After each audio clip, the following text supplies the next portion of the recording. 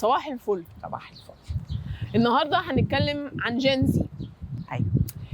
بعيدا ان انا ميلينيال ممكن ما اقدرش اتعبر عنهم زي ما هم عايزين، فيعني اتمنى ان انتوا تدخلوا تقولوا لي الكلام اللي انا بقوله ده صح غلط، عايزين تضيفوا تماينصوا. بس احنا هنتكلم من ناحيه ايه النهارده؟ هنتكلم من ناحيه العلاج النفسي. انا من الناس اللي انا اعرفها من جينزي بيواجهوا حاجتين انا مستغرباهم شويه. اول حاجه انه في ناس منهم بياخدوا انتي ديبريسنتس اوريدي، وتاني حاجه انه العلاج النفسي بالنسبه لهم صعب عشان فاينانشلي محتاجين مساعده الاهل، والاهل شايفين انه هم مش محتاجين علاج نفسي ولا حاجه، بيتدلعوا بالظبط، لانه الحياه سهله جدا بالنسبه لهم دلوقتي، وداخلين مدارس انترناشونال، جامعات انترناشونال، عندهم الاي اي بيعملوا لهم كل حاجه. فشوفي انت حابه تبتدي من فين في الموضوع ده، وبيسكلي ليه هما بيواجهوا ده دلوقتي وهما صغيرين كده؟ اولا هو الاكتئاب حاله من حالات الغضب الداخلي، ان انا مش قادر اعبر عن نفسي، انا محبط فبزعل جوايا وبنسحب. فالاكتئاب هي حاله غضب لا يتم التعبير عنها للصغيرين والكبار، ده معنى الاكتئاب. طيب هو انا باخد دواء ليه؟ ادويه الانتي ديبريسنت كانت منتشره جدا في اوروبا وامريكا للاطفال بتوع الابتدائي، اطفال الابتدائي.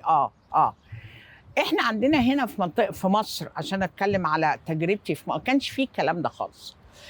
نادر لما كنت اقابل طفل عنده اكتئاب، او يعني بتبقى المشاكل غير خالص.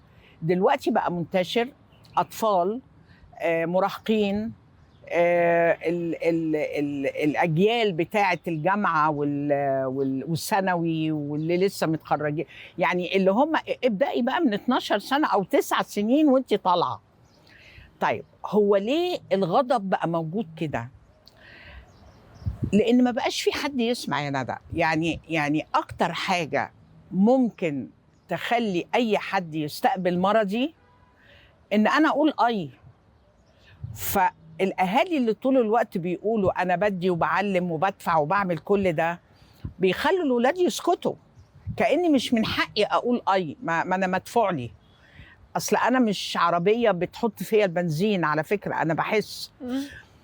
الغاء الجزء الانساني والاحتياج من الشباب او المراهقين ده قمه القسوه على فكره.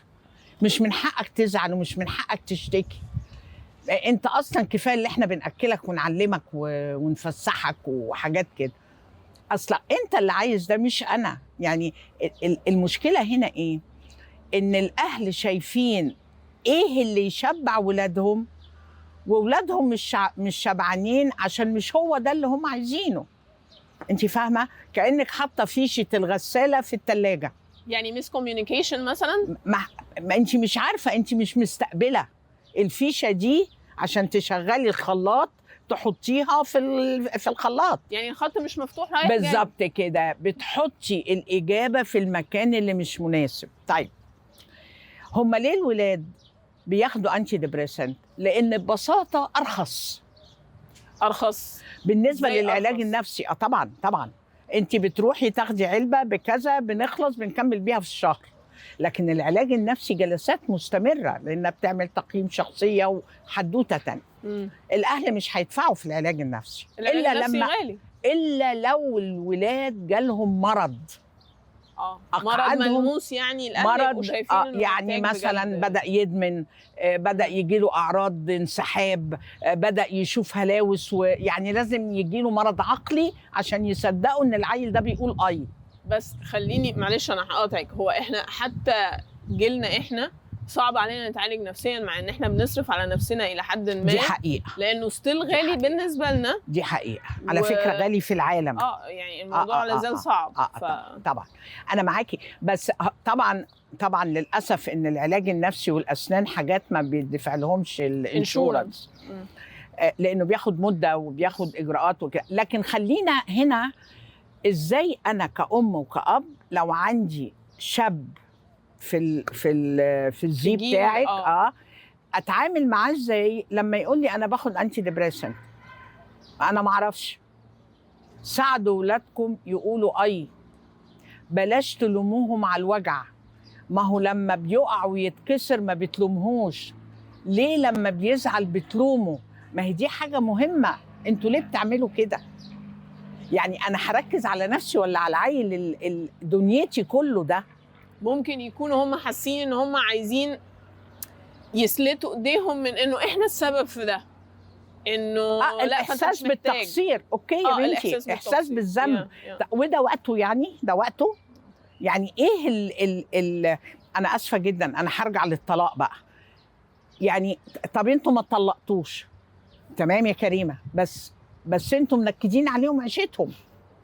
ممكن مش انتوا على فكره، الزمن والدنيا والصعوبات والمجتمع طب نسمع بقى، هنا في ودنين على فكره. طب ده لو انا ام او اب لبني ادم، بني ادمه في الجيل الزي. لو انا كندى، بعيدا انا بعيده شويه جين زي، بس لو انت بتكلميني ندى انت جين زي دلوقتي، انا اعمل ايه؟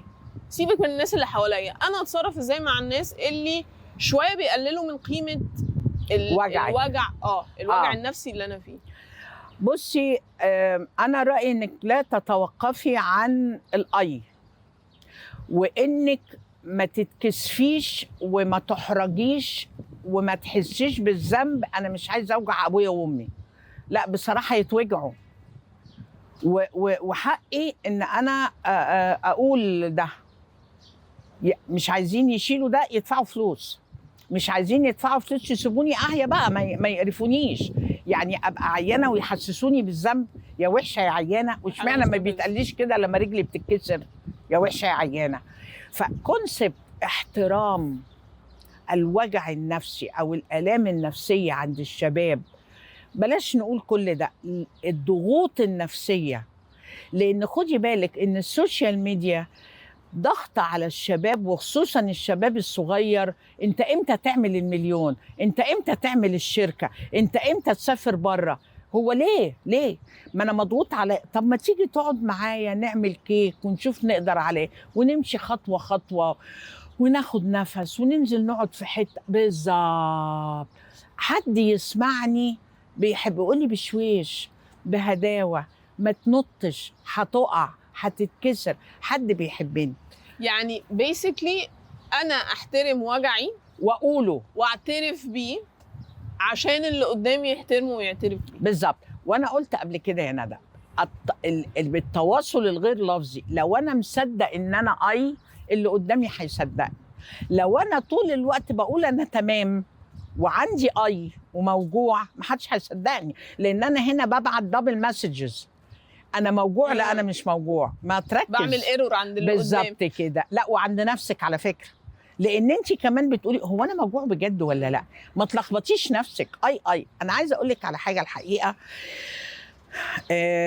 مزعجه جدا بقت تقابلني. الجهاز المناعي، كم الشباب اللي بقى عنده مشاكل اوتو اميون ديزيز، بالظبط كده، مناعيه في الجلد، في المعده، في الكانسر، في البهاء. بصوا كل لا وام اس بقى والفايبروميالجيا وكل الوهن العضلي. احنا بنصحى الصبح مش عايزين نصحى، بننام مش عايزين ننام، لان احنا الحقيقه ما بننامش. هو احنا يعني، فانا بعرض على الشباب اللي انت بتقوليه ما يهمكش حد، لان الاصابه الجايه مش بس هتاخد انتي ديبريسنت، انت هتاخد الاعمق لا قدر الله ولا كان. ممكن ندخل في كيمو وراديشن وجيني، هندخل في مشاكل. كلمه بسيطه قوي يا ندى، انا ما استحقش كل الوجع ده. انا مهم لدرجه ان المعلومات اللي عندي ممكن اساعد بيها حد، فعايز يبقى عندي صحه وحافظ عليها عشان انفع الناس. ربنا سبحانه وتعالى بيقول لك من خرج في طلب العلم فهو في سبيل الله حتى يرجع. يعني وانما يخشى الله من عباده العلماء. اتعلمي وعلمي وساعدي وطبطبي الاول على نفسك، وبعدين انفعي خلق ربنا. يا جماعه الحياه سهله قوي، بس نفكر بطريقه سهله. بشويش. اصحى الصبح انا عايزه اعمل الشاي وعايزه ليه ما بشويش؟ على فكره هم 24 ساعه. عايشين بسرعه انتوا قوي رايحين فعلا. فين؟ هم ال 24 ساعه. بس انت قلتي حاجه مهمه قوي دلوقتي عشان ما نلبسش الاهل الليله كلها. لا السوشيال انا ما ميديا. لا انا ملبسه البني ادم نفسه لان هو اللي بيتحرك. كل حد عنده دوره. بالظبط. دور السوشيال ميديا في الاكتئاب بقى ان هو اللي انت دايما اقل. ما هي دي المشكله. المقارنه ان احنا فاتحين كل السكك على بعض. انت مش بس بتقارن نفسك، انت بتحس بانفيريوريتي، باحساس بالقله. هو انا مش كفاءه، انا دايما ما بعملش زي الناس دي ليه؟ وطول الوقت السوشيال ميديا انا طبعا بدخل اشوف بحكم شغلي طول الوقت اعمل يا عم ما اقدرش اعمل. سافرت فين وجبت ايه واشتريت لا لا لا مش كده بس إيه وتعالى اعمل الكورس الفلاني AI 26 معرفش قاعده مش عارفه تبقى لايف كوتش. هتطلع مرز مع ليه يا عم؟ ده انا عماله ادرس علم نفس بقالي دلوقتي 60 سنه. انتوا بتهزروا. السرعه برضو ان احنا عايزين لا نوصل السرعه لمليون والبرفكشن لازم تبقى تمام. انا ليه ابقى تمام؟ انا عايزه اعرف يعني ليه انا مش تمام على فكره. ومش لازم ننقذ يعني برضو المبدأ بتاع ان احنا لازم نبقى اجمد حد في ايه ولازم ليه نبقى بالظبط كده بالظبط كده. ليه ابقى انا عايزه ابقى روحي. افكح حد ليا. هو انا ليه ما ابقاش روحي يا جماعه؟ احنا مش جسمي بياكل ويقعد بس، انا روحي. حاله الصلح هنا اللي بفكر فيه بحس بيه بتصرف على اساسه. هفكر بشويش، هحس بشويش واطمن، هتصرف خطوه بشويش على روحي. حلوه قوي. انا بحب قوي انت دايما بتقولي ده برضو، دي من الحاجات اللي انت دايما بتقوليها، اللي بفكر فيه بحس بيه وبتصرف على اساسه. بالظبط. انا مبسوطه ان احنا قلنا ده عشان طبعا هي رحله، هي لازالت رحله ولازالت مكمله. طبعا. ولو سمحتوا بليز ابعتوا لنا افكار، ابعتوا لنا انتوا حاسين بايه دلوقتي حتى بعد ما سمعنا الكلام ده من دكتوره كريمه، وعايزين تتكلموا في ايه تاني. انتوا ادرى. ارجوكوا خليكوا على راحتكم، انتوا تستحقوا تبقوا على راحتكم. ميرسي خالص. ميرسي يا روحي. ميرسي. باي باي. باي باي. باي باي.